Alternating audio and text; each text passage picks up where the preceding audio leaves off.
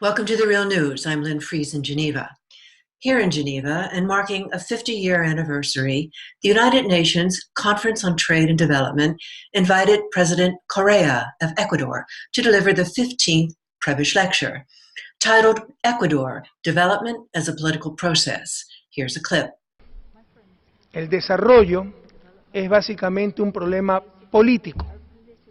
El punto de partida, la pregunta clave, es quién manda en una sociedad, las élites o las grandes mayorías, el capital o los seres humanos, el mercado o la sociedad. Here to talk to us about the importance of the speech is Richard Kozul-Wright. Richard Kozul-Wright is a senior economist at the United Nations Geneva and director of the Division on Globalization and Development at UNCTAD. Richard, welcome, and thank you for joining us. Thank you for the invitation, Lynn. In welcoming remarks at the lecture, UNCTAD Secretary General Mikusa Kitui said that you at UNCTAD know that how a country deals with its own challenges is more important than any outside advice, and he was keen to hear about Ecuador's experience and what could be learned from it. You were at the lecture, so was I. It went on for over 2 hours. The room was at full capacity. It was one of the biggest rooms in the UN Geneva, room 20, the Human Rights Room. So I'd like to ask you, in the short time that we have, to try to explain to us what was it that President Correa had to say that so captivated an audience of representatives from all parts of the world who were clearly moved, as was obvious in the standing ovation they gave the lecture. Yeah, I think in a nutshell, Lynn, it was the idea and the persuasive idea that the president offered that there is an alternative to the neoliberal agenda. I mean, obviously, Latin America as a continent was one of the regions that was most heavily influenced by the Washington Consensus in the 80s and the 90s, and it's gone through this fairly remarkable transition to forging alternative economic and social agendas, and in many respects Ecuador is at the cutting edge of that search for more inclusive, more sustainable, more democratic alternatives to what much of the region was following in the 80s and the 90s, and he presented in a very detailed and very eloquent and also a very humorous way that you can do things differently. You can forge alternative development paths to those that of conventional wisdom.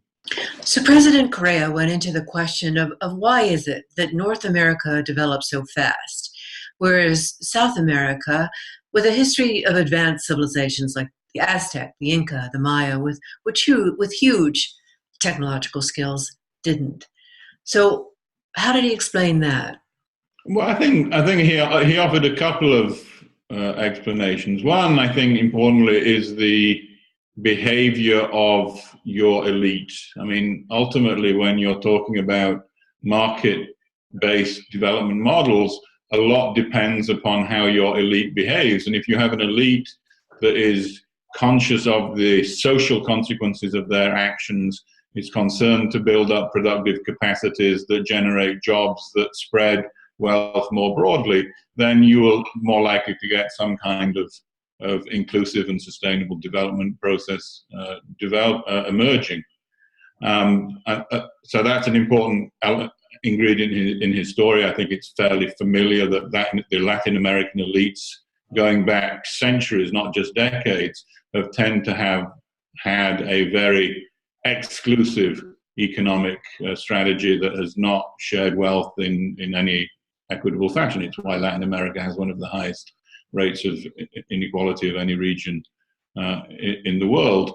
Of course, the second factor is the influence of the external environment, and whether you have an external environment, whether the workings of global firms and markets encourages a sustainable and inclusive growth process at home or works against it. And again, Latin America as a region has often found the external environment hostile to building those kinds of alternative strategies. And And Correa is working, in a sense, on both fronts.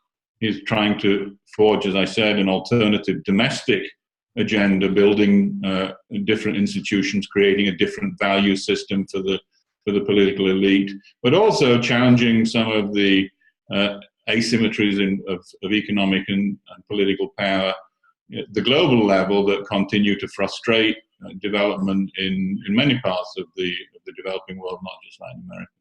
So let's take Ecuador's domestic experience and its global experience one by one, starting with the domestic. The success of domestic policy implemented under Correa is well recognized, and Correa gave a detailed account of why he did not rely on textbooks or advice from international financial institutions. For example, the mainstream recommendation of labor market flexibilization was a euphemism, Correa explained, for a mechanism to exploit labor. But in the domestic agenda, what's perhaps less well recognized is the work Correa is doing with institutions. So talk about challenges and successes there. Give us some background on that. Yeah, I mean, if you go back a decade or the late 90s, early 2000s, obviously Ecuador, was, suffered from hyperinflation. It had major balance of payments problems and kind of classic Latin American economic difficulties, despite, or indeed in many respects, because of its following of conventional economic wisdom. It dollarized its economy in 2000 as a desperate attempt to resolve these problems to some extent. It brought down inflation, but it continued on a unsustainable and very unequal development path until Correa took over in 2007. One of the consequences of that neoliberal agenda, of course, is to hollow out any sort of institutional role for an active state.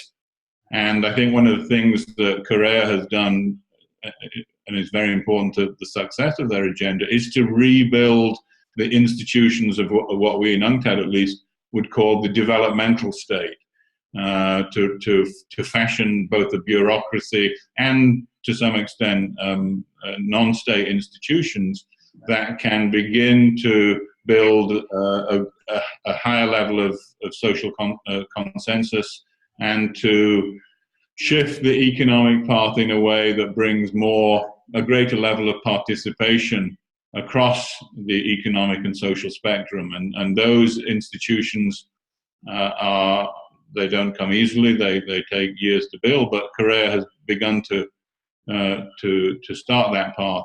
I think the second thing he's done, which is very important to ensuring that developmental states are effective, is that he's begun to rebuild the fiscal base of the economy. He's done that in a couple of ways. He's successfully challenged the highly exploitative nature of international capital in his economy.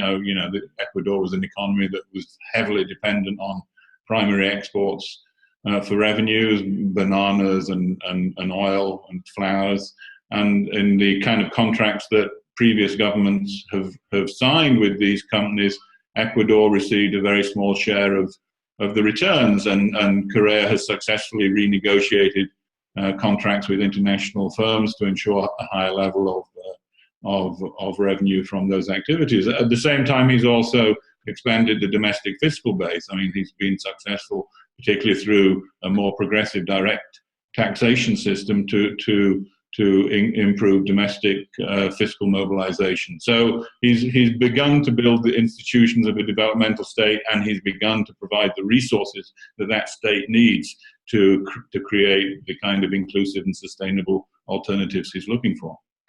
Infrastructure and education came across in the lecture as two areas where the government, the Ecuadorian government, was putting a lot of resources.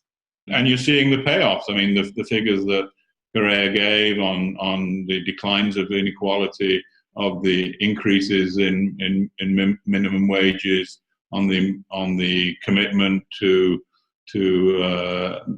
raising the share of young people in education, are all very significant achievements of his 7 years in office.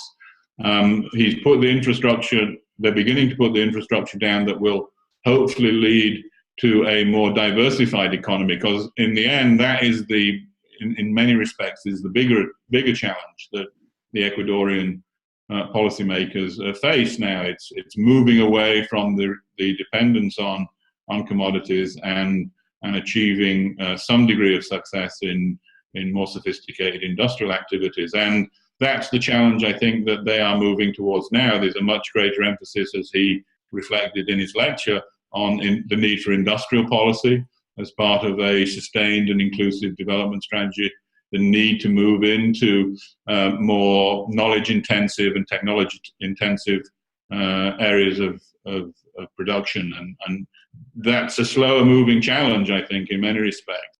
And it's a challenge that ties into Ecuador's global experience. So let's take that up next. Please join us for part 2 in our conversation with Richard Kozul-Wright. Richard Kozul-Wright, thank you. Thank you. And thank you for joining us on the Real News Network.